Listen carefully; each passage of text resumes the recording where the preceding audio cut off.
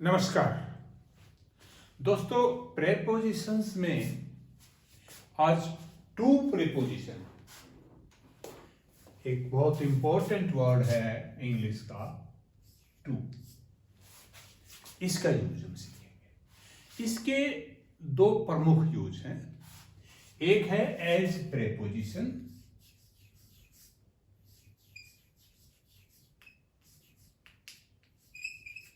और ये एक इन्फिनेटिव का पार्ट भी है।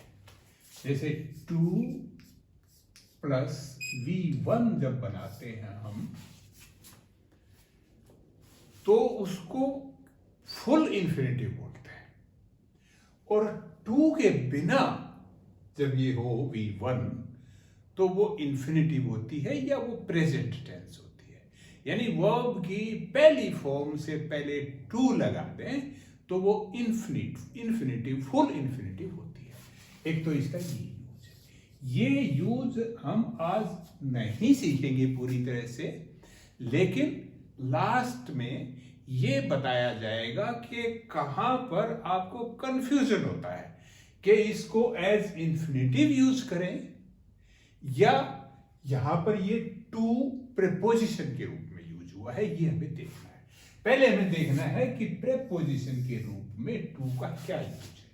प्रेपोजिशन, जैसा कि आपको पता है, का उद्देश्य दो नाउन्स या प्रोनाउंस की सापेक्ष स्थिति बताने के लिए होता है। दो चीजें हैं, साधारण भाषा में लें तो उनकी आपस में एक दूसरे को देखते हुए क्या स्थिति है, वो जिस वर्ड से पता लगती है उस वर्ड को प्रेपोजिशन कहते हैं। जैसे कैमरा मेरे सामने है, the camera is in front of me. कैमरे की मुझे देखते हुए क्या स्थिति है, मेरे सामने है। तो ये जो सामने वर्ड है या अंग्रेजी में इन फ्रंट ऑफ है, ये एक प्रेपोजिशन है। इसी तरह से पंखा मेरे ऊपर है, द फैन इज अबव मी या ओवर मी, एकदम अगर ऊपर है तो ये ओवर और अबव यहां पर प्रेपोजिशन है। तो टू का प्रेपोजिशन के रूप में यूज देखेंगे। जो डेस्टिनेशन होते हैं या डायरेक्शंस होते हैं, उनका संबंध दिखाने के लिए यूज होता है।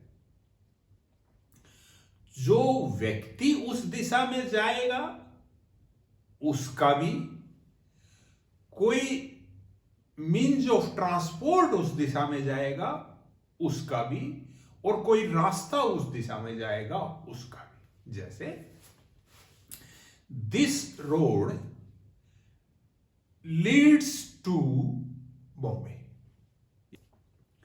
ये सड़क बॉम्बे जाती है। यानी बॉम्बे इस सड़क का अंतिम डेस्टिनेशन है। इसी तरह से मैं अगर कहूं कि next week I shall be going to Bombay, तो गोइंग के बाद टू लगाया, ये बॉम्बे मेरा डेस्टिनेशन है इसलिए। इसी तरह से मीन्स ऑफ ट्रांसपोर्ट में अगर लें बस, दिस बस गोज टू बॉम्बे, उसका भी टू लगाया। इसके अलावा डायरेक्शन अगर दिखानी हो, की तरफ जिसको हिंदी में बोलते हैं, तब भी टू का यूज होता है। टूवर्ड्स का भी होता है पर टू का भी होता है। दोनों इंटरचेंजेबल हैं। जैसे ही बच्चे ने अपनी मां को देखा, वो उसकी तरफ भागा, तो as soon as the child saw its mother, it ran to her. Towards her भी हो सकता है, पर towards को छोटा करके सिर्फ to भी लगता है। तो ये दिशा दिखा रहा है उसकी तरफ, डेस्टिनेशन नहीं है। दिशा और डेस्टिनेशन में ये फर्क है।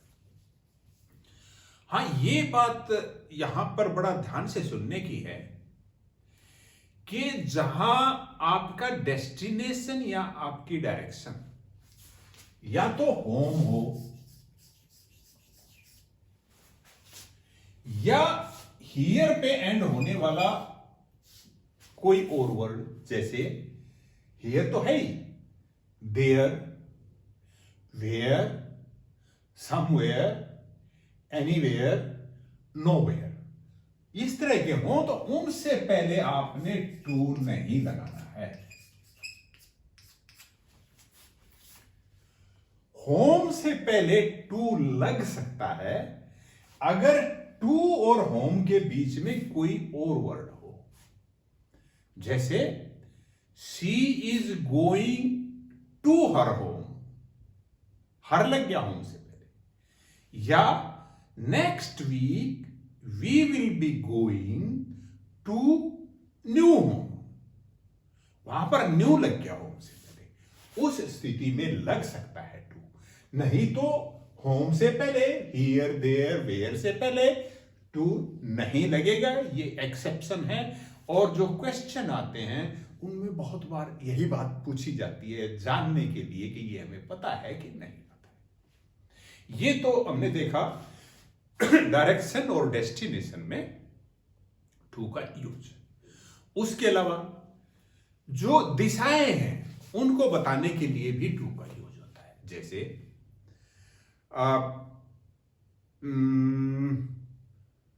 Pakistan is to the west of India, Bangladesh is to the east of India. ये जो टू लगा दिशा से पहले, डायरेक्शन से पहले टू लगा, यहां भी टू ही लगता है। इसके अलावा कुछ आपकी वर्ब्स हैं जिनके बाद में टू लगता है, कुछ आपके एडजेक्टिव्स हैं जिनके बाद टू लगता है, कुछ नाउन्स हैं जिनके बाद टू लगता है। तो वो हम जैसे धीरे धीरे आएगा तब हम देखेंगे। सबसे पहले कुछ वर्ब्स का देख लो। देखो, जब आदान प्रदान की बात हो, कोई चीज दी जानी हो, गिव जैसे वर्ब है, भेजी जानी हो, सेंड वर्ब है, लिखी जानी हो, राइट वर्ब है, पता लिखना हो, एड्रेस वर्ब है, इनके बाद में जिसके लिए वो चीज है जो इनको रिसीव करेगा उसका नाम लिखने से पहले टू लिखा जाता है। जैसे she writes a letter to her mother every week, वो हर वीक अपनी मां को चिट्ठी लिखती है, तो राइट के बाद टू आया। इसी तरह से he gave 50 rupees to the beggar, उसने भिखारी को 50 रुपये दिए। तो बैक गिव वर्ब आया है, किसको दिए? रिसीवर कौन है? रिसिपिएंट कौन है? बेगर। तो बेगर लिखने से पहले टू लगाया। इसी तरह से हैंड ओवर करना, he handed over the charge to his successor, वहां पर टू लगा। इसी तरह से जैसे reply, she did not reply to my letter, उसने मेरी चिट्ठी का जवाब नहीं दिया। तो ये जो रेस्पॉन्स आने होते हैं, एक तो देने वाले मैंने बताया, देना, हैंड ओवर करना, लिखना, ये। दूसरा जो रेस्पॉन्स आना होता है ये नाउन्स में, I have not received reply to my letter. Answer to this question, और आंसर के बाद क्वेश्चन लिखने से पहले टू लिखा। फिर key to this exercise is at page 102, इसी तरह से सॉल्यूशन, उसके बाद भी टू आएगा। There is no solution to the problem of global warming. तो ये कुछ ऐसे नाउन्स थे जिनके बाद टू आया। पहले हमने वर्ब्स देखी थी, जैसे गिव देखा था, हैंड ओवर देखा था। इसी तरह से कुछ एडजेक्टिव्स भी होते हैं, लेकिन वो जो एडजेक्टिव है वो ज्यादातर ह्यूमन बिहेवियर और फीलिंग से रिलेटेड है। जैसे काइंड, क्रूअल, सिंपैथेटिक, लॉयल। ये he is very loyal to his master. She is very kind to the children. We should not be cruel to the animals. तो ये जो ह्यूमन फीलिंग्स और behaviour इससे related जो adjectives हैं उनके बाद भी ट्रू लगता है। एक स्पेशल केस एक वर्ब का है प्रेफर। जब कंपैरिजन करते हैं, प्रेफर एक कंपैरेटिव एडजेक्टिव है, और जब आप प्रेफर को यूज करते हो, एक चीज की बजाय दूसरी चीज की प्रेफरेंस दिखाते हो, तो उनके बीच में टू यूज करते हैं, जबकि आमतौर पे देन यूज होता है।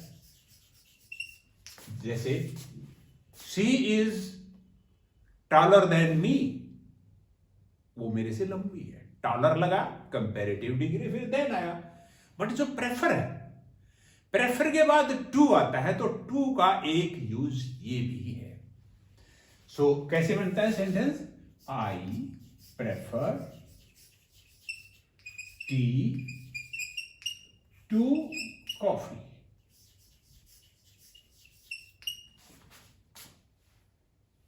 यहां पर यह ध्यान रखना है कि ये जो टू है इससे पहले भी नाउन होगा या नाउन फ्रेज होगा, जैसे जिरेंड वगैरह, और इसके बाद में भी, जैसे आई प्रेफर स्विमिंग, यहां पर स्विम नहीं आना, I prefer swimming to cycling. मैं साइकिलिंग की बजाय स्विमिंग प्रेफर करता हूं।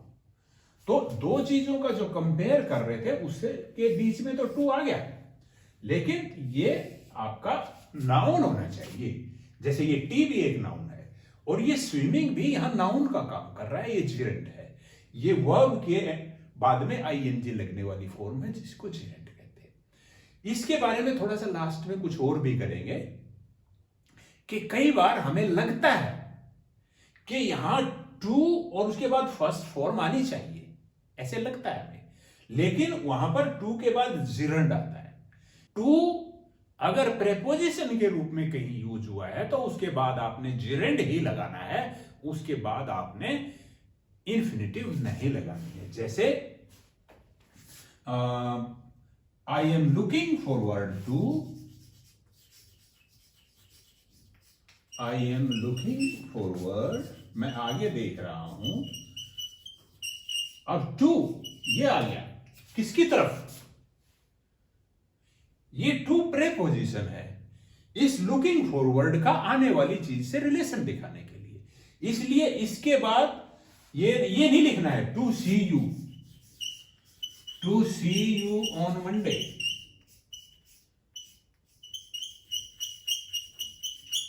ये नहीं लिखना है, ये गलत हो जाएगा। टू तक तो ठीक है, टू क्योंकि प्रेपोजिशन है इसके लिए, इसलिए यहां पर ये इंफिनिटिव वर्ब की पहली फॉर्म नहीं आएगी, जिरेंड आएगा, सीइंग आएगा यहां पर। I am looking forward to seeing you on Monday. इसी तरह से accustomed to, get around to, used to, ये कुछ ऐसी चीजें हैं जिनमें ये जो बाद में लगा हुआ है ये प्रेपोजिशन है, और इसके बाद आपने जिरेंड ही लगाना है, आईएनजी वाली ही फॉर्म लगानी है। कॉम्पिटिटिव एग्जाम की दृष्टि से देखें तो बहुत इंपॉर्टेंट चीज आपको बता दी गई है, जिससे रिलेटेड बहुत सारे क्वेश्चन आते हैं। अब हम बाकी यूज देखते हैं प्रेपोजिशन का, डायरेक्शन और डेस्टिनेशन के अलावा क्या यूज है इसका। ओके, डेस्टिनेशन से ही रिलेटेड एक और है इसका, जैसे कोई चीज है और उसके साथ दूसरी चीज है, उनका आपस में संबंध दिखाना हो। वो चीज ऐसा नहीं है कि वो डेस्टिनेशन है उसका, पर उसके साथ कनेक्टेड है। जैसे चर्च का दरवाजा खुला हुआ था, मेन गेट, तो उसमें कहेंगे main gate to the church was open. या कुछ लोग ऐसे भी कहते हैं, जैसे drinking is the gate to all the evils, यानी जो पीने की लत है वो सभी बीमारियों के लिए दरवाजा है। ये लिंक साबित करती है, gate to all other evils. ये इसके अलावा अभी मान लिया हमारे पास टाइम है 4 बजने में 3 मिनट है, तो हम कहेंगे इट इज 3 minutes to या 3 to 3 minutes to 4, 3 minutes to 4 o'clock। ये यहां पर 2 आया, इसका मतलब है ये होने में अभी इतनी कसर है। इसी तरह से जैसे कहें भाई होली के तो 10 ही दिन बचे हैं, it is only 10 days to Holi, यानी होली आने में 10 दिन है, तो 2 का यूज होता है। इसके अलावा 2 का यूज अंतराल बताने के लिए होता है, जैसे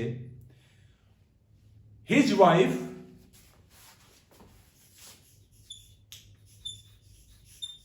वर्क्स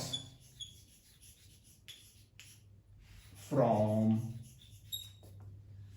10 to 10 AM, यहां AM लिख लो, 10 AM to 3 PM। उसकी वाइफ 10 बजे से 3 बजे तक काम करती है। ये भी एक तरीका है बताने का। जैसे वो दूसरा, ये ऑफिस मंडे से सैटरडे तक काम करता है। This office is open from Monday to Friday, Saturday जो कुछ भी है।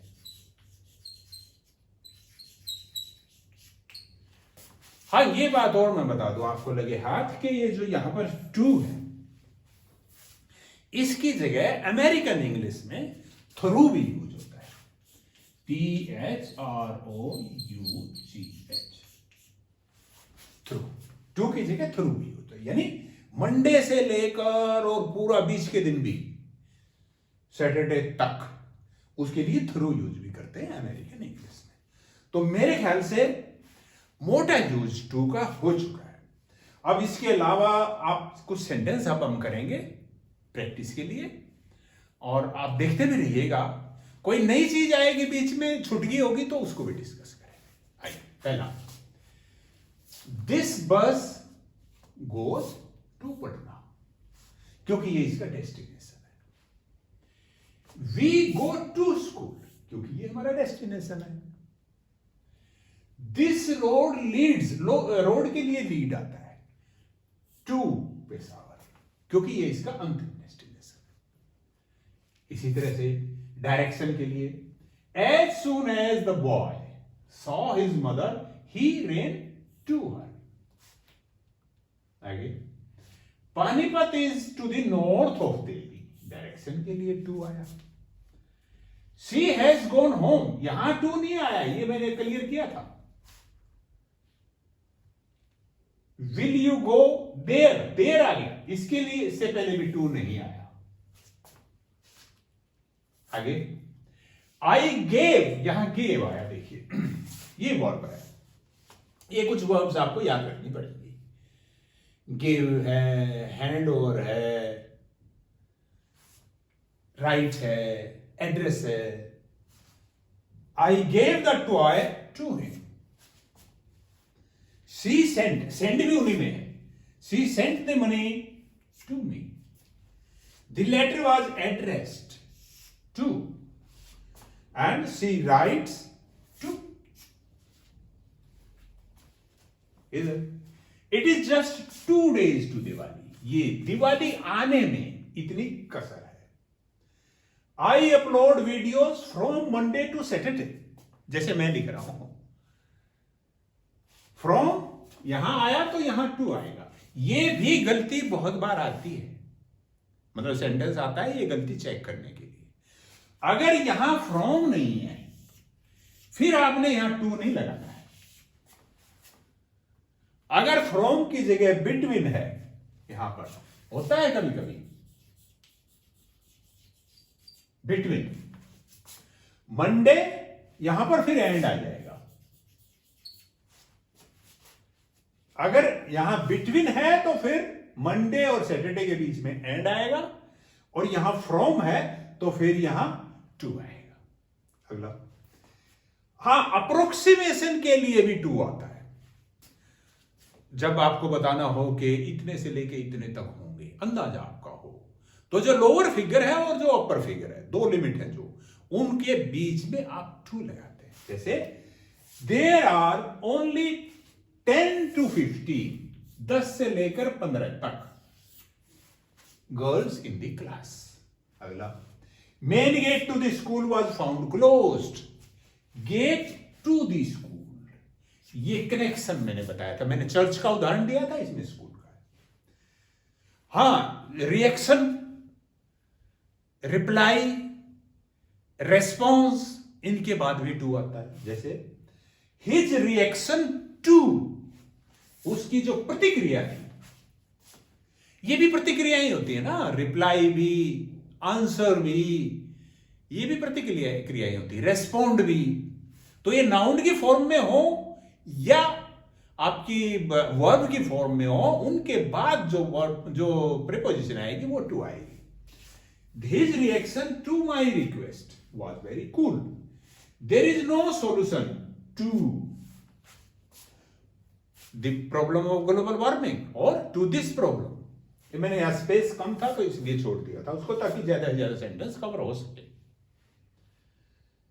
आंसर टू क्वेश्चन नंबर 102 या answer to question number 10 is yes. जैसे यस और नो के कुछ होते हैं ना, यस और नो में रिप्लाई देना होता है, तो जो क्वेश्चन 10 है उसका आंसर यस है, तो आंसर टू क्वेश्चन।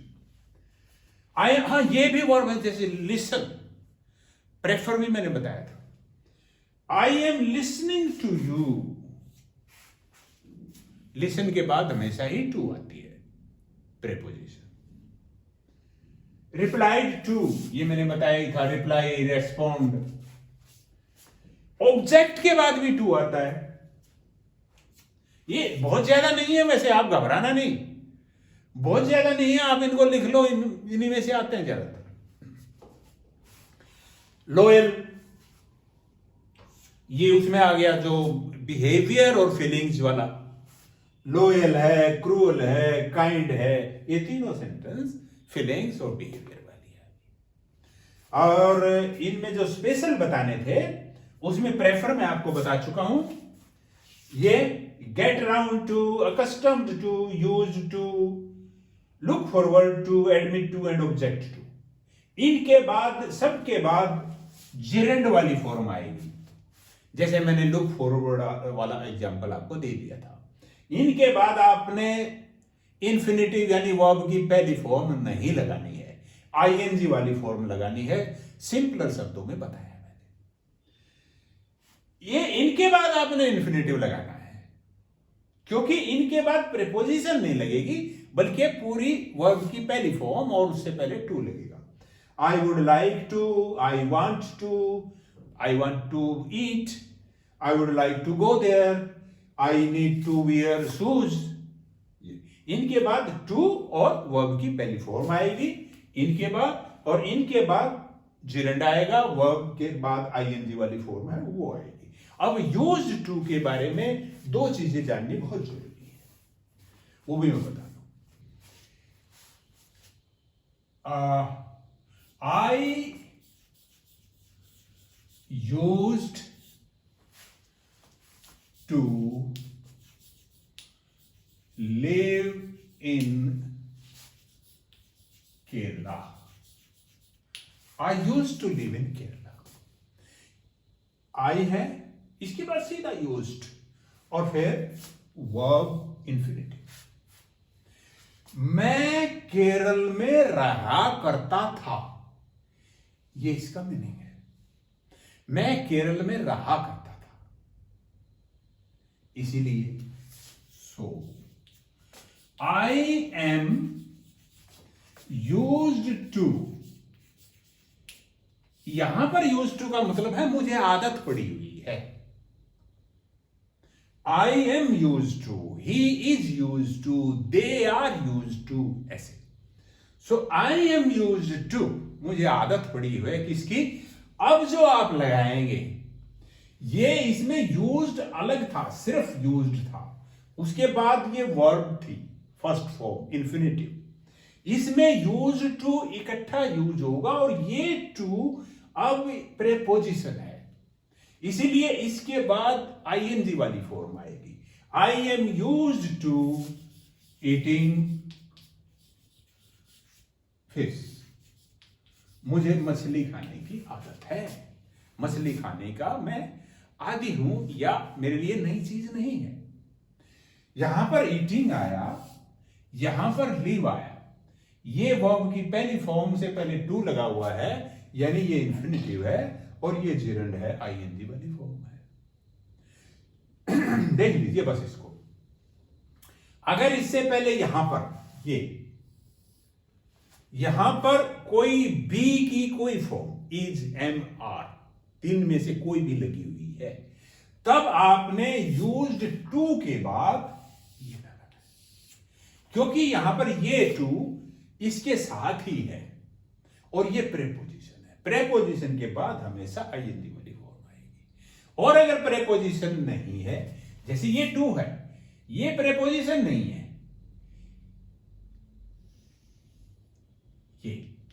ये इसका पार्ट है। जैसे मैं स्मोकिंग का आदी था, मैं स्मोकिंग का आदी था और मैं स्मोकिंग करता था, इसमें फर्क है। मैं स्मोकिंग करता था, मैं धूम्रपान करता था। I used to, I used, क्या यूज्ड? To smoke. यहां पर वर्ब धूम्रपान करना है। मैं धूम्रपान करता था, आई यूज्ड टू स्मोक। मैं धूम्रपान का आदी हूं, I am used to smoking.